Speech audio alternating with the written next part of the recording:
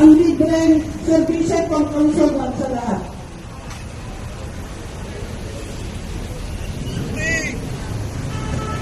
Free health services!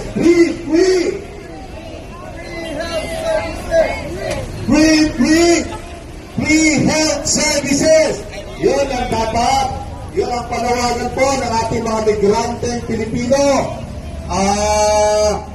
Napakarami naman palang pera ang PhilHealth, pero hindi napapakinabangan ng ating mga OFW. Ginigipit silang magbayad ng mandatory para makakuha ng certificate para sila makalis dito sa ating bansa na hindi naman nila pinapakinabangan at mabuhay ang kanilang pagkakaisa para tutulan ito at nasuspindi. Ngayon naman mga kababayan, Mahalaga ang sakit ng kansulan, lalo na sa aming mga OFW dahil wala kaming kasama, kundi ang aming mga employer, wala naman kaming mga pamilya na mag-aalaga sa amin kung kami ay magkasakit. Kami ay mayroong medical insurance na pinoprovide ng aming mga employer. Kasama po yan sa kontrata. Kaya, noong 2019, nagulat kami nung ibinaba yung Universal Healthcare Law, no? Na kung saan kami ay sa apilitan pagbabayarin.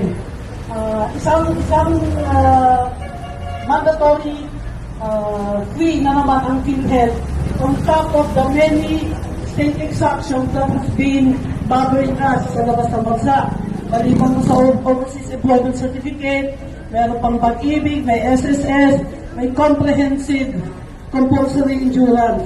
So, dahil nga, meron kami insurance na hindi kami kasama doon sa sinasabi, pinangalandakan ng PhilHealth na kami ay makikinabang. Sa unang-una, ang PhilHealth ay hindi accredited sa labas ng bansa.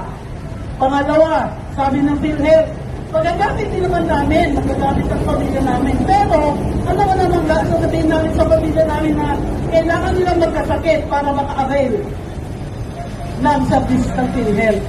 Pangatlo, yung PhilHealth, mula po nung naibaba noong 2019, 2.5% na ang kinakaltas sa aming mga sahod. Magkano naman yung sahod namin? Dolyar-yar, kaya mataas, kami kaltas. Lalong-lalo na yung mga malalaki ang sahod. So,